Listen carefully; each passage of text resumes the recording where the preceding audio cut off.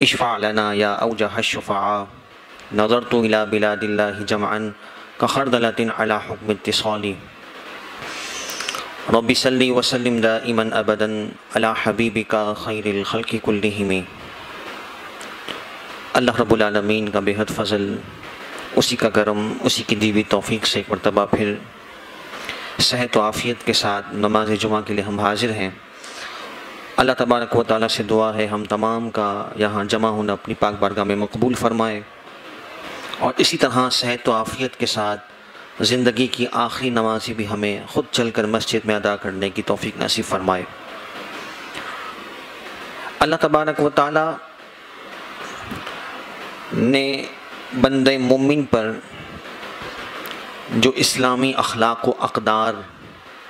لازم اور مقرر فرمائے ہیں، ان میں درست بیانی، حق گوئی، سچ بات ہر وقت اپنی زبان سے نکالنا یہ بہت ضروری بھی ہے، اس کی فضیلت بھی ہے،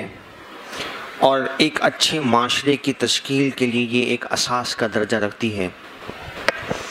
نبی کریم صلی اللہ تعالیٰ علیہ وآلہ وسلم نے ارشاد فرمایا، حضرت عبداللہ بن عمر رضی اللہ تعالیٰ عنہ اس کے راوی ہیں، نبی کریم صلی اللہ تعالیٰ علیہ وآلہ وسلم نے فرمایا، ان الصدق یہدی الی البر، سچائی انسان کو نیکی کی طرف گامزن کرتی ہے، وان البر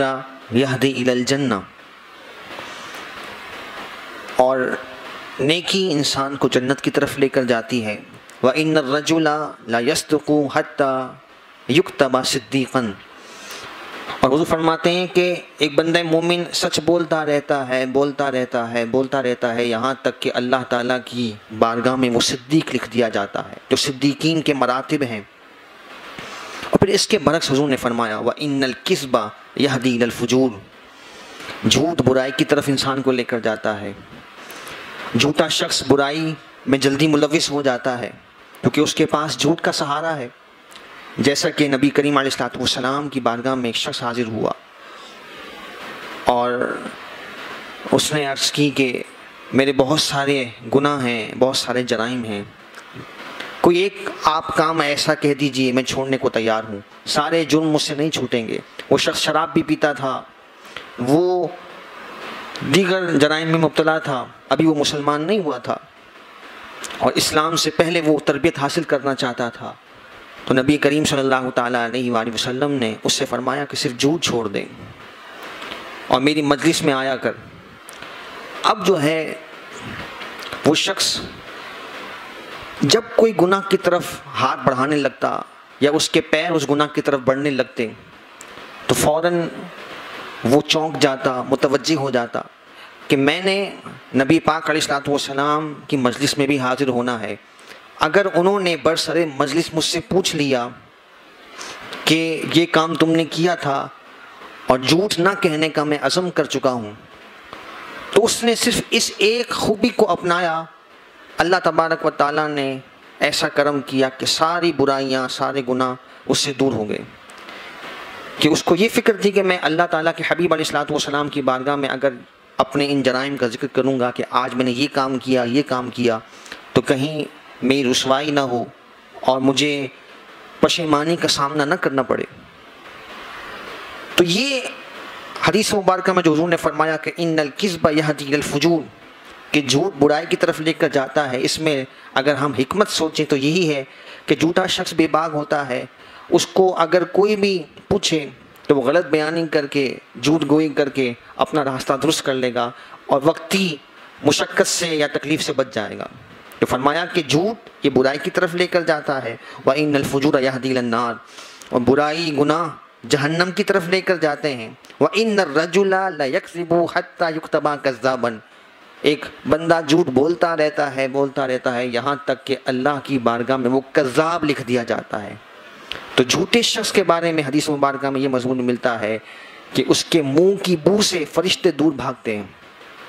تو اگر انسان اپنی زندگی میں سچ گوئی کو شامل کر لے اور اللہ تبارک و تعالیٰ کے حکم پر عمل کرتے ہوئے اس پر عمل پیرا ہو جائے، چاہے وہ تجارتی کاروباری لین دین کا معاملہ ہو، چاہے روزمرہ کی زندگی کا، اور بالخصوص بچوں کی تربیت کے حوالے سے بھی یہ بے حد ضروری ہے کہ اگر ہم نے لاشعور میں ان کے یہ منتقل کر دیا کہ جھوٹ بولنا کوئی بڑی بات نہیں ہے، اور ہم ان کے سامنے بھی غلط بیانی کرتے رہے، تو یقیناً اس کا اثر ان کی تربیت پر ہوگا، اور وہ جھوٹ بولنے کو جرم نہیں سمجھیں گے۔ جب جرم نہیں سمجھیں گے تو دیگر جرائم کے راستے ان کے لیے کھل جائیں گے، کیونکہ ان کو پتہ ہے کہ اگر ہم نے کوئی کام کیا اور ہم سے پوچھ گچھ ہوئی تو ہم جھوٹ کے سہارے سے راہ فرار اختیار کر سکتے ہیں۔ تو یہ حدیث مبارکہ کا مفہوم اور حکمت ہے، نبی پاک علیہ الصلوۃ والسلام نے ارشاد فرمائی۔ نبی کریم علیہ الصلوۃ والسلام نے سچ کی برکت پر ایک تفصیلی واقعہ بیان کیا۔ بخاری شریف حدیث نمبر 3464 میں پورا واقعہ تفصیلاً موجود ہے۔ نبی پاک صلی اللہ تعالیٰ علیہ وآلہ وسلم نے خود پورا واقعہ بنی اسرائیل کا بیان فرمایا کہ 3 شخص تھے بنی اسرائیل کے، اور ان میں سے ایک شخص برص کے مرض میں مبتلا تھا، کوڑ کا اس کو مرض تھا۔ دوسرا شخص گنجا تھا، اس کے بال ختم ہو چکے تھے، بال جھڑ چکے تھے، اور تیسرا شخص جو ہے وہ نابینا تھا۔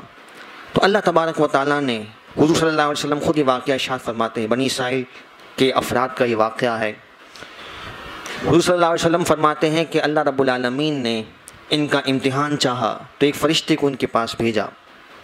پہلا شخص جو برص کا مریض تھا، اس کو آ کر فرشتے نے پوچھا کہ تیری کوئی خواہش ہے، تو اللہ تعالیٰ کی بارگاہ میں کوئی دعا کرنا چاہتا ہو تو بتا۔ تو اس نے عرض کیا کہ میرا یہ مرض اتنا بدنما ہے، میرے جسم پر سفید دبے ہیں، لوگ مجھ سے گھن کھاتے ہیں، مجھ سے بات نہیں کرتے، میرے قریب نہیں آتے، اگر میرا یہ مرض دور ہو جائے تو اس سے بڑی اور کیا میرے لیے خوشی کی بات ہوگی۔ فرشتے نے اللہ تعالیٰ کی بارگاہ میں دعا کی، اس کے جسم پر ہاتھ پھیرا، وہ شفایاب ہو گیا، اور اس سے پوچھا کہ تجھے جانوروں میں کون سا جانور پسند ہے؟ اس نے کہا مجھے اونٹ پسند ہے۔ تو فرشتے نے اسے حاملہ اونٹنی دے دی اور اس کے لیے برکت کی دعا کی۔ پھر دوسرے شخص کے پاس جس کے سر پر بال نہیں تھے، بدنما لگتا تھا، اس سے آ کر پوچھا تیری کیا خواہش ہے، تو کیا چاہتا ہے؟ اس نے کہا کہ لوگ مجھے عیبدار سمجھتے ہیں، میرا مذاق اڑاتے ہیں، میں یہ چاہتا ہوں کہ میرے سر پر بال اگ جائیں۔ فرشتے نے سر پر ہاتھ پھیرا، بال اگ گئے۔ پھر جو ہے فرشتے نے اس سے بھی پوچھا کہ جانوروں میں تجھے کیا پسند ہے؟ اس نے کہا مجھے گائے پسند ہے، تو اس کو حاملہ گائے دے دی اور برکت کی دعا کر دی۔ پھر تیسرا شخص جو کہ نابینا تھا، اس سے پوچھا تیرا کیا معاملہ ہے، تیری کیا خواہش ہے؟ اس نے کہا کہ میرا جو مرض ہے، میری سب کچھ دنیا جو بے رونق ہے، آنکھوں میں اندھیرا ہے، تو اگر میری آنکھیں مجھے مل جائیں، آنکھوں میں بینائی آ جائے تو میرا سب کچھ مجھے مل جائے گا۔ فرشتے نے اس کے لیے دعا کی، اس کی آنکھیں، اس کی بینائی لوٹ آئی۔ اور پھر جانوروں کے بارے میں پوچھا تجھے کون سا جانور پسند ہے؟ اس نے کہا مجھے بکری پسند ہے، اسے حاملہ بکری دے دی، اور وہ فرشتہ جو ہے وہاں سے رخصت ہو گیا۔ اور اللہ تعالیٰ کی شان دیکھیے کہ اللہ تعالیٰ نے ان تینوں کو اتنی برکت عطا فرمائی، اتنی برکت عطا فرمائی کہ ان کے اپنے اپنے پورے علاقے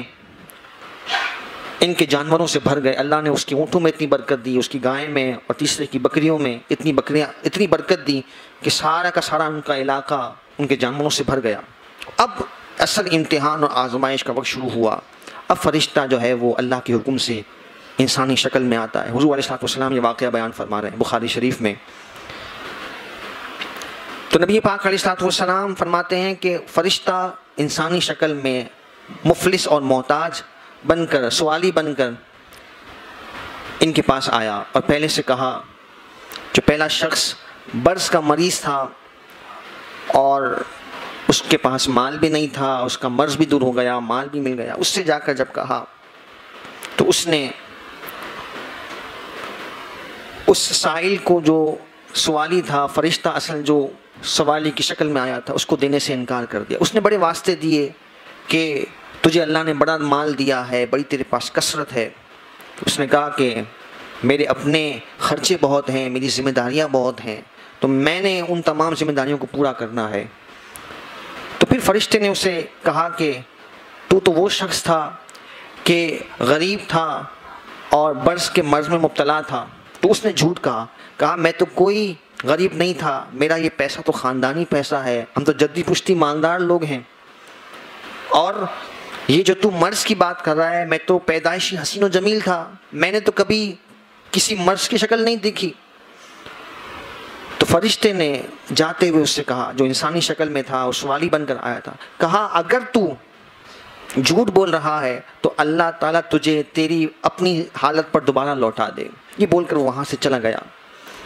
اور پھر دوسرے شخص کے پاس آیا، اس کے پاس بھی ملتا جلتا ہی معاملہ ہوا، اس نے بھی دینے سے انکار کر دیا،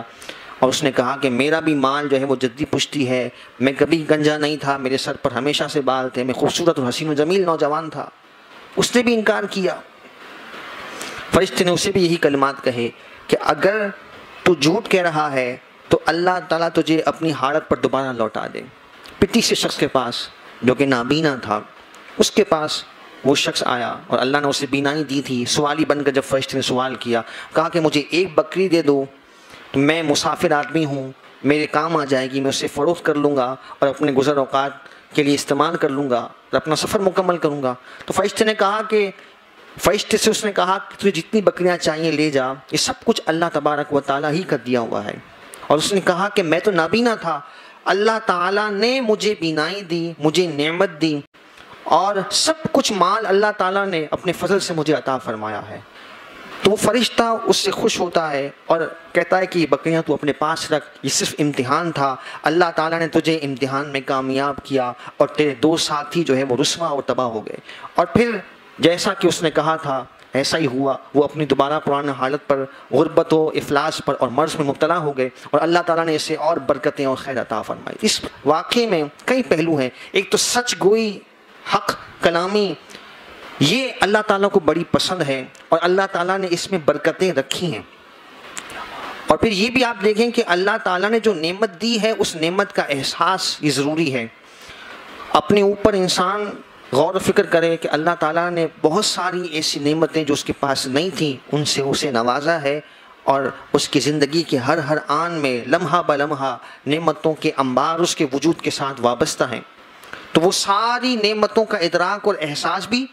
اور پھر ساتھ اس نعمتوں کا جو صحیح مصرف ہے اس میں اس کو خرچ کرنا، اور پھر حق گوئی، صداقت، سچ کہنا، یہ اللہ تعالیٰ کو بہت پسند اور مقبول ہے، جس سے اللہ تبارک و تعالیٰ مال میں برکتیں عطا فرماتا ہے۔ تو آج جو ہم بے برکتیاں دیکھ رہے ہیں، جو ہر طرف معاشی بحران ہے، اس کی وجوہات بہت ساری ہیں، لیکن مجموعی طور پر جھوٹ جو ہے وہ ہماری بازاروں میں انتہائی جڑیں پکڑ چکا، اور کسی کو سمجھانے کی کوشش کی جائے تو آگے سے یہ جواب دیا جاتا ہے کہ اس کے بغیر گزارا نہیں ہے، لوگ بات سمجھتے نہیں ہیں، یا لوگ صحیح چلتے نہیں ہیں۔ یہ سارے ہیلے بہانے شیطان جو ہے وہ ہمیں مزین کر کے پیش کر دیتا ہے، اور ہم اللہ تعالیٰ کی نافرمانی میں عافیت اور خیر سمجھتے ہیں، جو در حقیقت ہمارے لیے بے برکتی، مایوسی اور اللہ تعالیٰ کی جانب سے ناراضگی کا سبب بن جاتا ہے۔ اور پھر اگر انسان کا ارادہ پکا ہو، اپنے من میں وہ سچا ہو، اللہ تعالیٰ کے حکم پر عمل کا جذبہ ہو، تو پھر اللہ تبارک و تعالیٰ مدد بھی کیسی نازل فرماتا ہے۔ حضرت حکیم لقمان جو ہیں، ان سے کسی نے پوچھا کہ آپ تو بڑے مفلس تھے اور بکریاں چرایا کرتے تھے، اللہ تعالیٰ نے آپ کو مقام عطا فرمایا اور آپ کا ذکر صالحین میں شامل کر لیا، اللہ تعالیٰ نے اپنے مقبول بندوں میں آپ کو منتخب کر لیا، تو آپ یہ ارشاد فرمایا کرتے تھے کہ اللہ رب العالمین نے جو مجھے یہ مقام دیا ہے وہ ایسے ہی ملا کہ اللہ تعالیٰ نے مجھے سچ کی برکات عطا فرمائی ہیں، میں کبھی بھی اپنی زبان سے غلط بیانی نہیں کرتا، اور ضرورت کے بغیر میں اپنی زبان سے الفاظ نہیں نکالتا۔ تو کم بولنا لیکن سچ بولنا، یہ اللہ تعالیٰ کو پسند ہے، اور اللہ تعالیٰ اس میں برکت بھی فرماتا ہے، مقام و مرتبہ بھی عطا فرماتا ہے، اور دنیاوی اعتبار سے بھی اللہ تعالیٰ اس کے عزت و مقام میں اضافہ کرتا ہے۔ تو میں عرض کر رہا تھا کہ اگر کوئی اپنے من میں سچا ہے، اور اگر کوئی اللہ تعالیٰ کی رضا کے لیے اس کے حکم پر عمل کرنا چاہتا ہے، تو پھر اللہ تبارک و تعالیٰ اس کے لیے برکت و خیر کے دروازوں کو کھول دیتا ہے۔ بخاری شریف میں نبی پاک صلی اللہ تعالیٰ علیہ وسلم نے واقعہ بیان فرمایا، حدیث نمبر 2291، اس میں نبی پاک علیہ السلام نے پورا واقعہ ارشاد فرمایا ایک شخص کا کہ جو دوسرے سے قرضہ طلب کرتا ہے۔ اب دیکھیے اگر دل میں ستھرائی ہو، من سچا ہو اور اللہ تعالیٰ کا خوف دل میں ہو تو پھر اللہ تعالیٰ کی مدد کیسے شامل حال ہوتی ہے۔ تو جب اس قرضہ طلب کرنے والے نے اس مالدار شخص سے قرضہ طلب کیا تو سامنے والے شخص نے کہا کہ تیرا ضامن کون ہے؟ اس نے کہا کہ میرا ضامن صرف اللہ ہے، یعنی میرے پاس کوئی اور شخص نہیں ہے جس کو بطور گواہ کے میں پیش کر سکوں، صرف اللہ تعالیٰ کی گواہی پر اور اس کی ضمانت پر میں تجھ سے قرضے کا مطالبہ کرتا ہوں۔ بہرحال اس قرض دینے والے شخص نے اسے قرضہ دے دیا ایک مقررہ مدت تک، اور کہا کہ فلاں دن جو ہے تم مجھے قرضہ واپس لوٹا دینا۔ اب وہ شخص سفر پر جانا تھا، اسے دریائی سفر تھا، وہ کشتی میں بیٹھ کر اپنے کام میں مشغول ہو گیا اور اپنے علاقے پہنچ گیا، اور جو رقم اس کو چاہیے تھی وہ اس نے صرف کر لی، استعمال کی، اور جب وقت قریب آیا تو وہ سارے جو رقم اس نے واپس کرنی تھی قرضے کی وہ اکٹھا کر کے وہ دریا کے کنارے پہنچ گیا تاکہ سفر کر کے وہ واپس اس شخص کو، اس مالدار کو واپس دے دیں۔ لیکن اللہ کی شان دیکھیے، جب کنارے پر پہنچا تو کوئی کشتی نہیں مل رہی، پورا دن وہ انتظار کرتا رہا، اور اسے یہ فکر تھی کہ کہیں میرے بارے میں کوئی غلط گمان وہ قائم نہ کر لے کہ میں نے غلط ارادے سے اس سے رقم لی تھی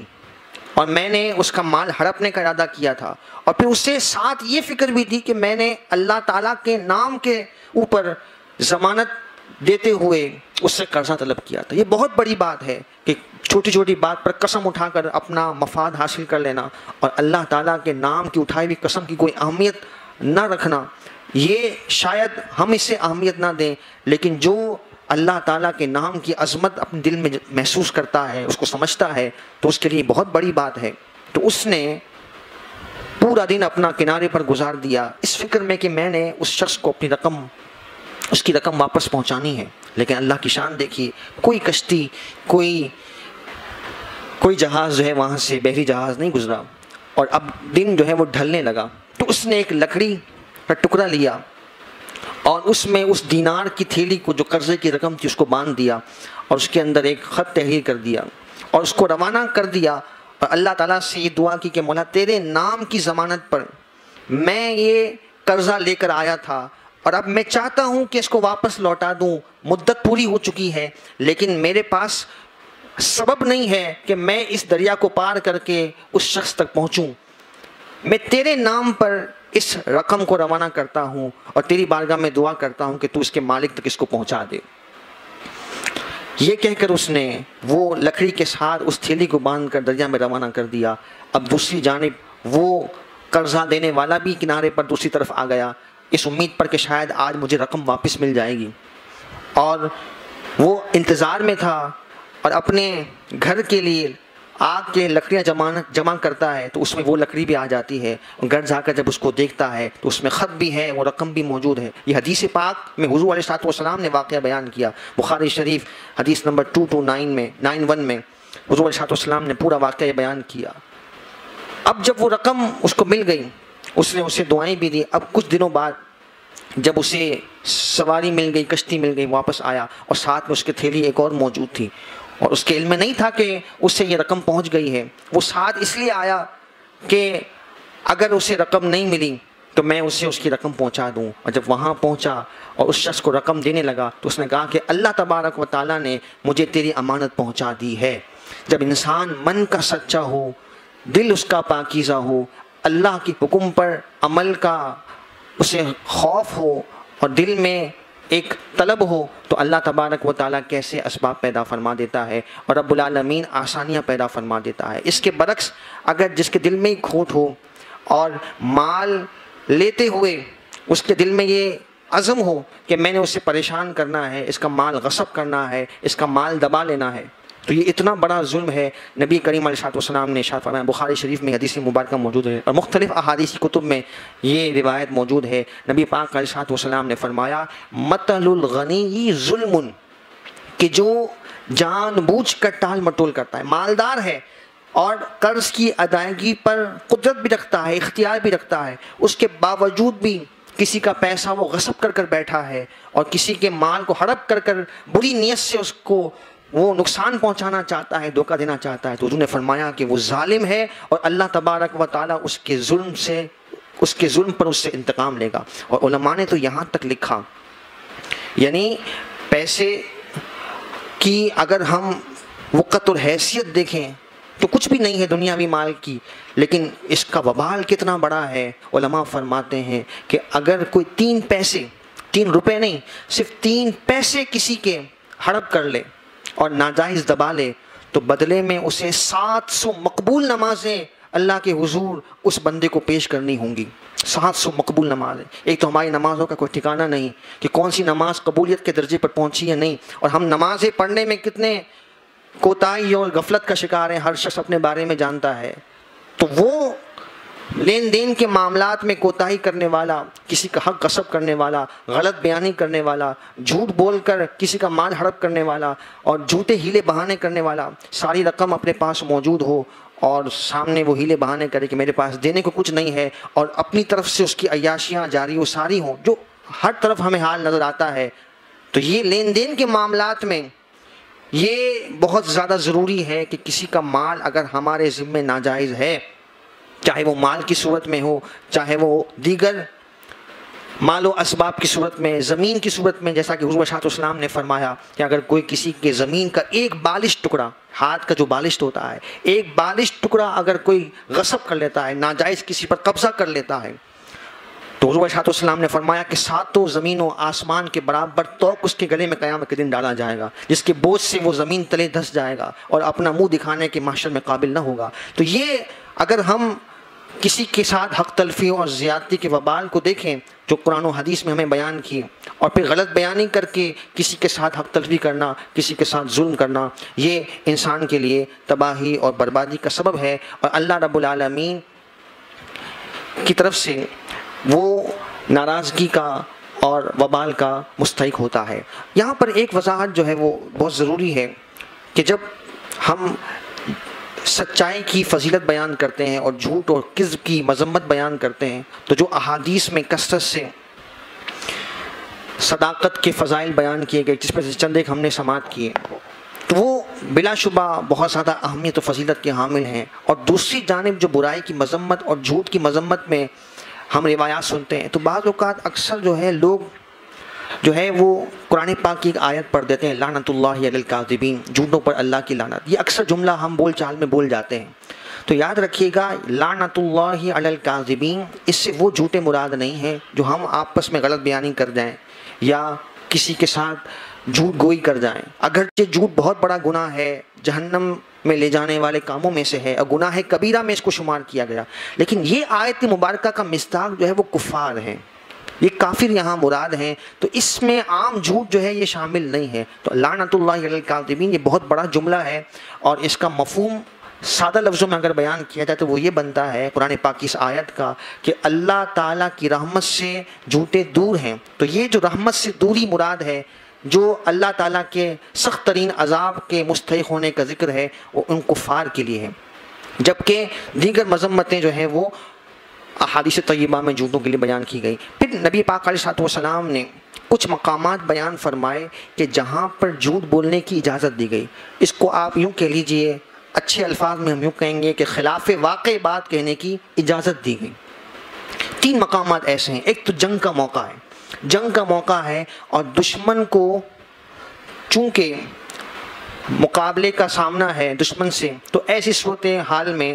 جو ہے وہ حکمت عملی اختیار کرتے ہوئے خلاف واقع بات کہنے کی شریعت مطہرہ میں اجازت دی گئی۔ دوسرا موقع جو نبی پاک علیہ الصلوۃ والسلام نے ارشاد فرمایا وہ یہ ہے کہ 2 مسلمانوں کے درمیان صلح کرانے کے لیے۔ یہ دیکھیے کتنا اہم اور نازک معاملہ ہے کہ 2 مسلمانوں میں اگر لڑائی ہو جائے، ہمارے یہاں تو لوگ چسکے لیتے ہیں اور انجوائے کرتے ہیں کہ اور بھڑکاتے ہیں اور ایک دوسرے کے خلاف دوسرے کو جو ہے وہ اکساتے ہیں، تو یہ مومن کا اور مسلمان کا مزاج نہیں ہے۔ مومن اور مسلمان کا مزاج یہ ہے کہ جہاں مسلمانوں میں کوئی نا اتفاقی ہے کسی ذاتی معاملات پر، تو ان کے درمیان وہ صلح کرانے کا کردار ادا کرے، اور آپس میں اگر خلاف واقع بات کہنے کا اسے موقع ملے تو وہ بھی کہنے کی اجازت ہے۔ اس کی صورت یہ بن سکتی ہے کہ اگر فلاں نے کسی کے بارے میں اچھے کلمات نہیں کہے، آپ اس کی جانب سے جا کر کہہ دیں کہ وہ تو تمہارے بارے میں اتنی اچھی بات کہہ رہا تھا، حالانکہ اس نے نہیں کہی، تو اس میں مقصد آپ کا صرف یہ ہے کہ اگر وہ شخص اس بات کو پازیٹیو لے گا تو ہو سکتا ہے کہ سلوک کے قریب آ جائے اور ان کے درمیان نفرتیں ختم ہو جائیں. اور تیسرا مقام جو ہے نبی پاک علیہ السلام نے ازواج کے درمیان اظہار محبت کے لیے اگر خلاف واقع بات کہنے کی حاجت پیش ہو تو اس کی بھی اجازت دی. اللہ تبارک و تعالی ہمیں سچ گوئی کی توفیق نصیب فرمائے، جھوٹ سے اور ہر برائی گندگی سے ہمیں محفوظ فرمائے.